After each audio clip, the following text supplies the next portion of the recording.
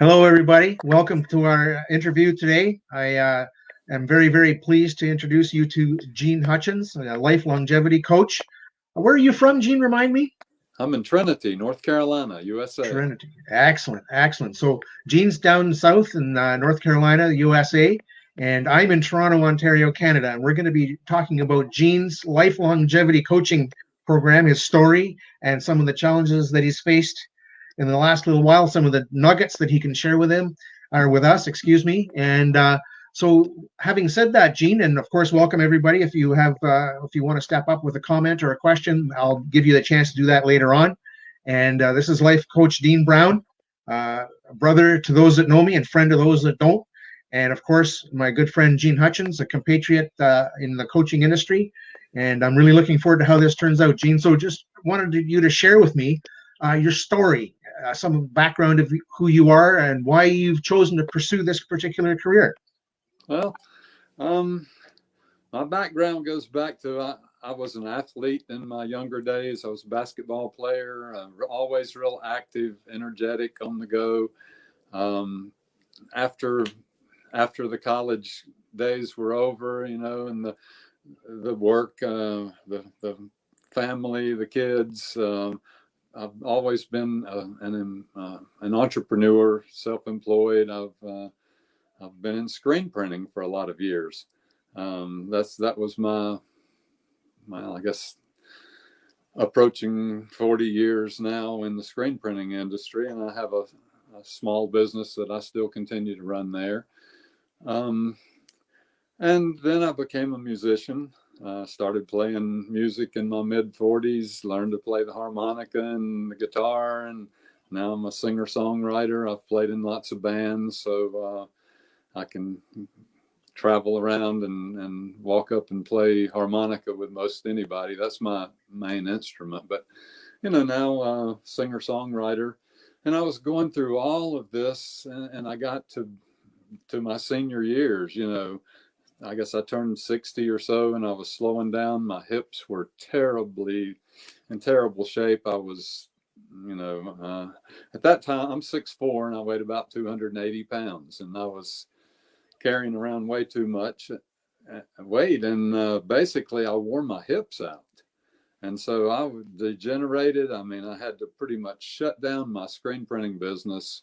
Had to, I struggled to some of my music gigs because that's the best thing you can do is get up on stage and get away from your pain, Yep. play music for a while. But anyway, it wound up that I had to have double hip replacement surgery. And after I did that, it's like, well, now I'm 64 years old, and I'm ready to get back to life. My hips didn't hurt anymore, but I got up and started trying to walk, around the yard. Then my knee would hurt, my ankle would hurt.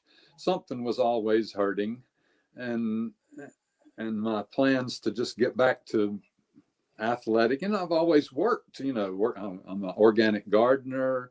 I've worked around the place here, and we live in a warehouse, and we live in the front, and the back is a recording studio and a little music hall, and so I'm in the recording studio room today.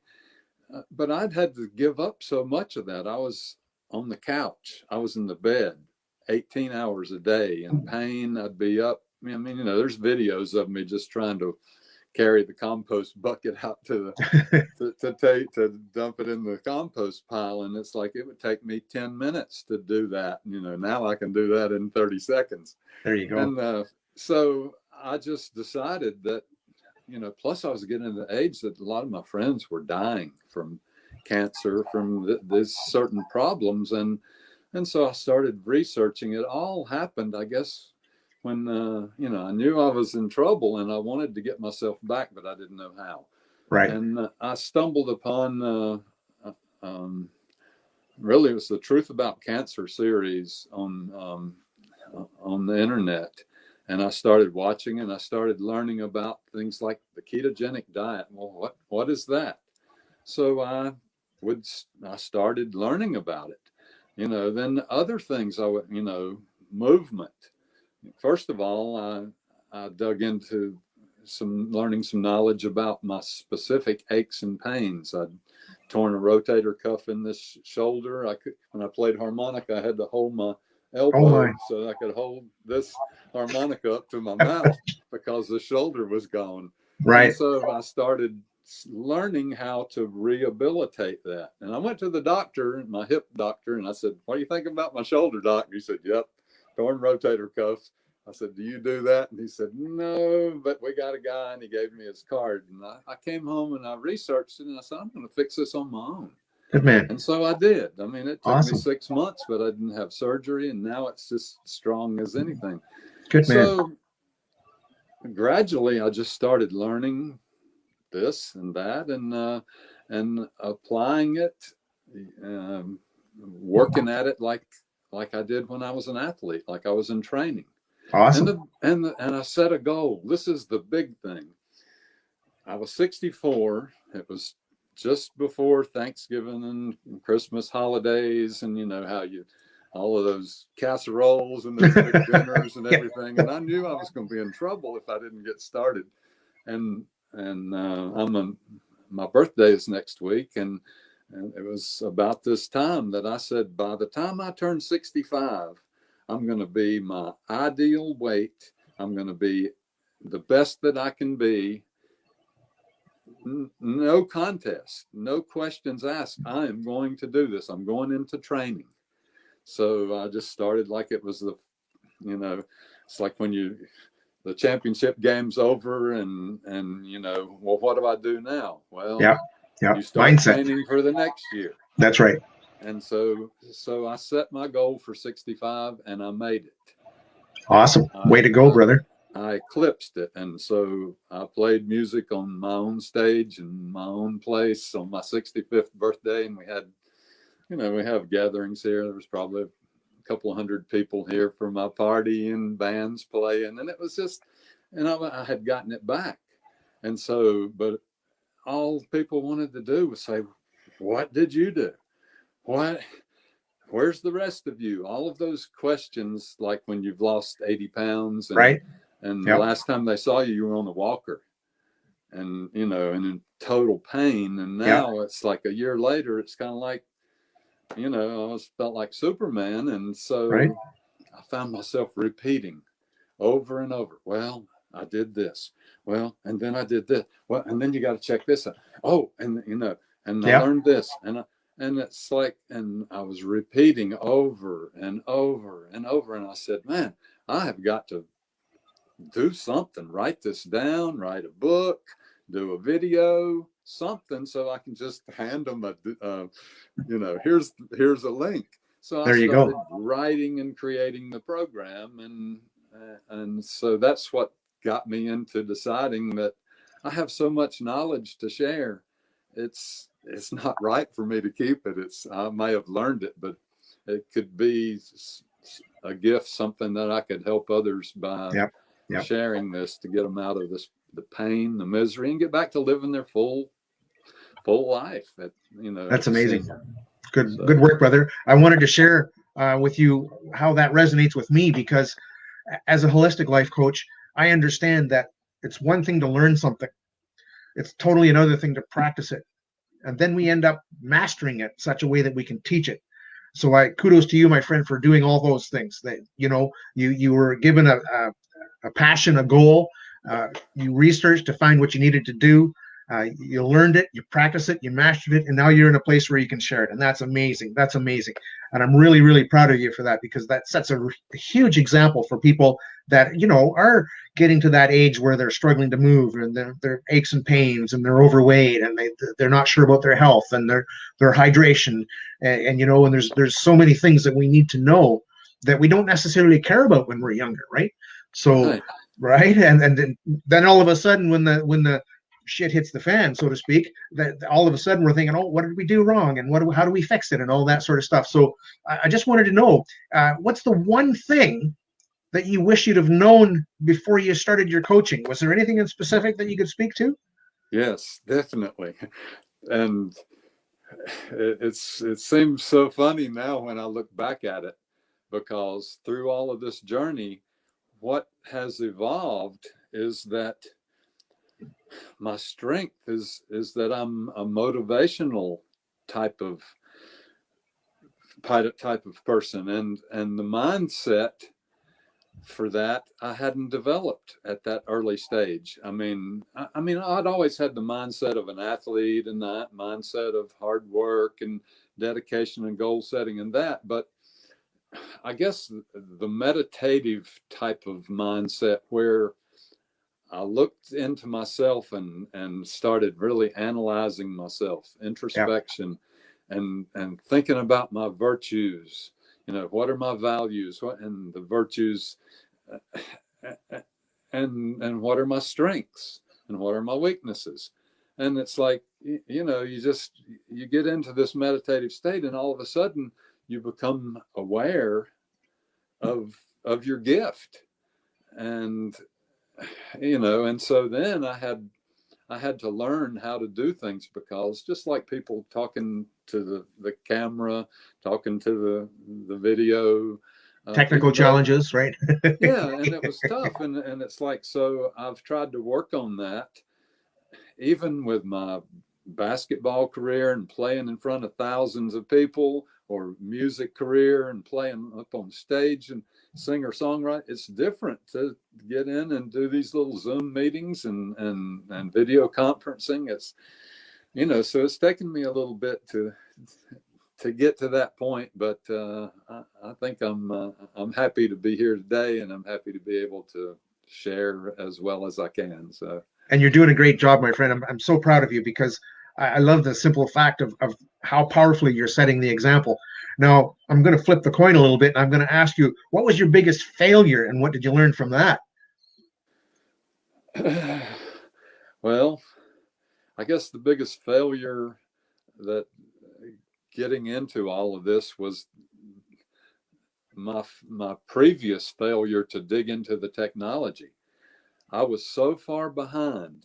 I mean, I'd just gotten a smartphone not too long ago. And I mean, I just learned how to copy and paste in the last 3 or 4 months. Wow. It's, you know, Yeah.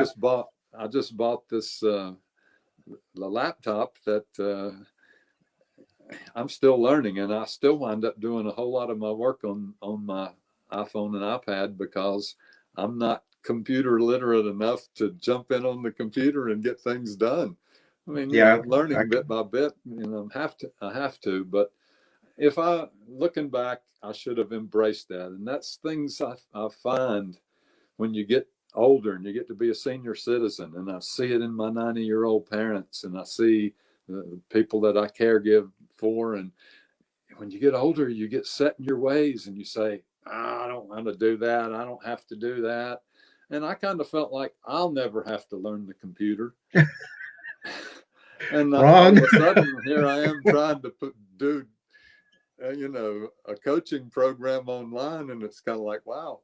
So, you know, that's something I wish I would have done, was embrace the modern age and be a little more accepting of the Yeah. technology age as Yeah. it came in. But Well, you've done a great job, my friend, and I'm curious now, as you face that challenge, and you've done so well to actually just realize what you've got to learn and what you've got to step into, and the things that you can't let go to the wayside. What would be one of your biggest resources that you find yourself using these days? You know, we got YouTube. I use YouTube in a big way for showing me or teaching me the stuff that I don't know, because you know, as much as my mentors are capable, they oftentimes are, you know, like I'm quite busy here, go do this on YouTube, and so on and so forth. So personally, I use YouTube, but I'm just curious what your best resource would be under these circumstances. well, I've set up a YouTube channel, but I've not really got much up on it yet. You know, hey, I'm just learning Facebook. I've just set up.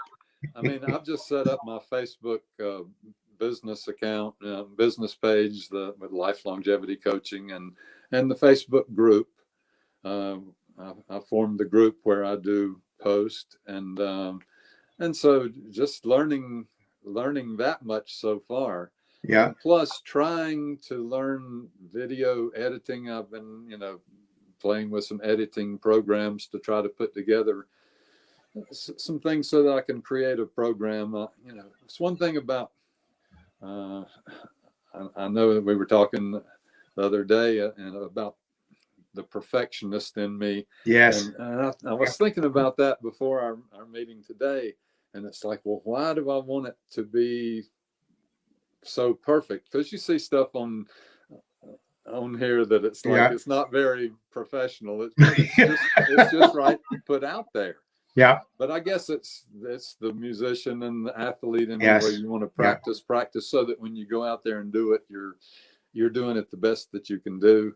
Well, there's the So key. That's the thing you just said right there, the best that you can do. It doesn't have to be perfect. It just has to be the best that you can do, right? yeah, or at least adequate and acceptable. Yeah. And it's just like if you practice, I mean, you don't go out and play the Super Bowl without practicing and playing a whole That's right. season.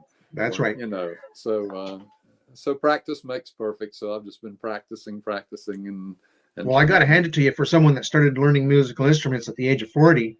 You're probably quite more capable than people that have been doing it for a lot longer than that. Although I realize that's 20 years for you, but at the same point in time, that just goes to show when we make a choice and we decide we're going to do something and learn something and be our best at it. That mm-hmm. I'm pretty sure that the one thing that you just told yourself all those days as you progressed is, I'm just going to be better today than I was yesterday. Would that be true? Oh yes, definitely. Yeah. And Yeah. always stay busy working towards something. Yeah. I always have Yeah. so many irons in the fire. Just like, here we got 2 new songs I'm writing. I've Oh, got my cool. guitar here. I'm rehearsing because I've got 2 important gigs coming up in the next month that I really want to break out. I'm recording a new album. I'm writing meditations and recording meditations and Awesome. taking voiceover classes. And Nice. it's just, hey, there's never a dull moment. There's not Right. enough time in this lifetime to do everything I want to do. Well, I certainly got to hand it to you, brother, for stepping up at such a late age and being aware that you can make a difference and help other people. So, making a difference and helping other people, that is something that we should all embrace. And I'm curious, what have you listened to or read or been exposed to recently that's been a big inspiration for you? Oh, I am a big fan of a meditative app, Insight Timer. I go to Insight Timer and listen a lot. There are excellent teachers. It's a free app. You can go on anytime, and there's categories. You can search out things. They have offerings each day, and I check out those, and you find things that, and there's so much information from a standpoint of finding your inner strength, your inner self, um, and helping to develop that gift that you have. Yeah. I mean, that's what we're here for. I feel like we were put here to do something. Oh, absolutely, brother. Absolutely. I agree 100%. And ironically, I now use that same app for my meditation. So, and I got that from you, right? So be aware that you are having an impact, even though it's, you might not know about it all the time. That's one of the things I was sharing with in my group, my coaching group, and my interview earlier today with a fellow from the UK, whereby we don't know all the people that we have an impact on. Oftentimes they won't say anything. We just got a thumbs up from a friend of mine, Yannick Picard. I'm thankful that you're here, Yannick. You haven't made a comment yet, but that's okay, my brother. And I'm just thankful that we always have the ability to impact people and don't know it, right? So that's one of the most inspiring things is when we do discover that. And it's amazing that we have that influence on people, but we also are influenced by people. So having said that, who would you say is your biggest influence? Like maybe a mentor or a family member or somebody from history. Who would you say is one of your biggest or a couple of your biggest influencers or stuff like that? Oh, from history. Sure. Oh, mentor, family, history. Which one? My grandfather was Cool. awesome. I lost him at an early age, but for those early years, from the time I was born until I was 12, he was my buddy. And my mom is she's she's unbelievably awesome. She's just, Cool. so There's a lot. There's I a guess lot, I've eh? really always been very strong family Good. based. Awesome. Awesome.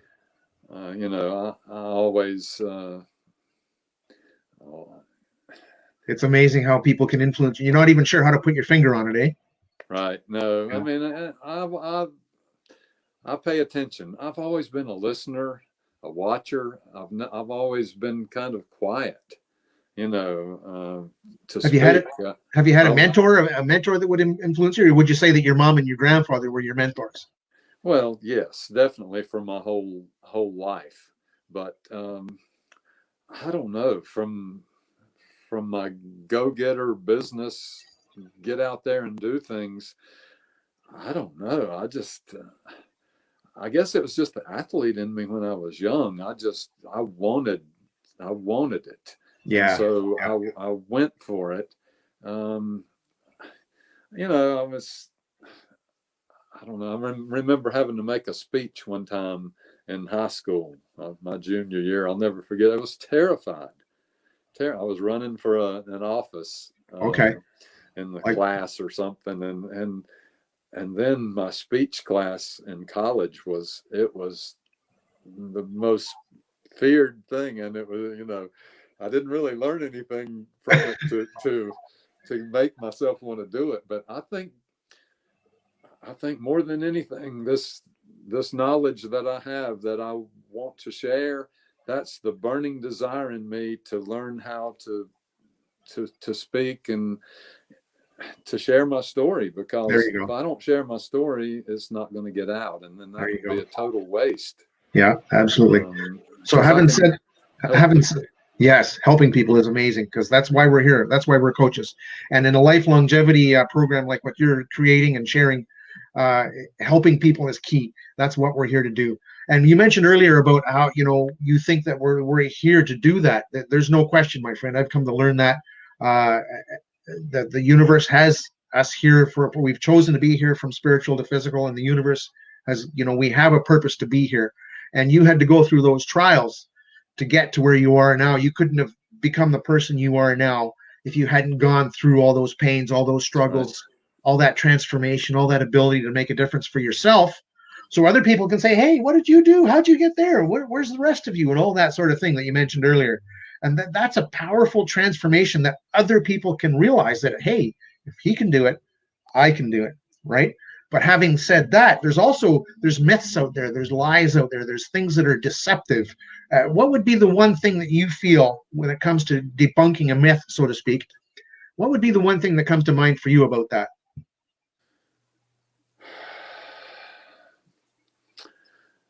Ah, debunking the myth.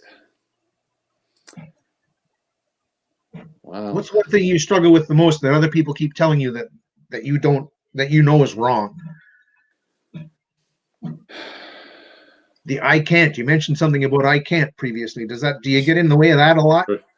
True. There you go. That's it. That's what the negativity and overcoming the negativity is the thing. I don't guess that's a myth. That's a real thing. But Well, yeah, it I is a have. myth that you can't do it. If you can't do it, you're lying to yourself because you can, right? Well, that's true. So, That's so true. there's the myth that we can debunk right there. Yep. What's your strongest opinion about that? I've I've taken that negative energy and tried to build on it. To when you get bombarded with the I can'ts and everything, when I go into a situation like I know I'm going to have to deal with that, I kind of can mentally prepare myself now through the meditative process to stop and take a breath, Yeah, yeah, recenter myself and go into it with an open mind and understanding that, we're going to get through this and it's all going to be okay. that's right. That's right. So, Visualizing is part of that too. Yeah, yeah, it is. yeah. I'm big into the visualization through the meditations. And in fact, some of the meditations that I'm writing are visual. have visual parts to them. I guess I'm a storyteller. I was just going to say, I bet you that you're probably going to relate to yourself as a good storyteller. As a musician, you're telling a story. So, right, as if you're creating a meditation, you want the person that's following your meditation to have a vision, which would require a story. So, Right. being Yeah, a storyteller is awesome. Most of my songs are telling a story, and I guess that's what happens when you start writing songs at an older age. Yeah, yeah, You want to tell a story. It's not just something wild and crazy right. about a Saturday night or something. Yeah. It's like let's talk about a lifetime here. Yeah, let's talk about something that has a transformational purpose, something powerful for our lives, right? Right. Right. That's awesome. Now, just out of curiosity, I know I've asked you a lot of questions. Is there anything that I have not asked you that you'd like to talk about? Um, well, I would like to talk about the fact that it doesn't have to be over just because we've worked ourselves into a situation. That's The right. things that we do in this world, the toxicity, the Yes. bad food, the bad choices, Yes. the things that we've done to get us to this point in time are in the past.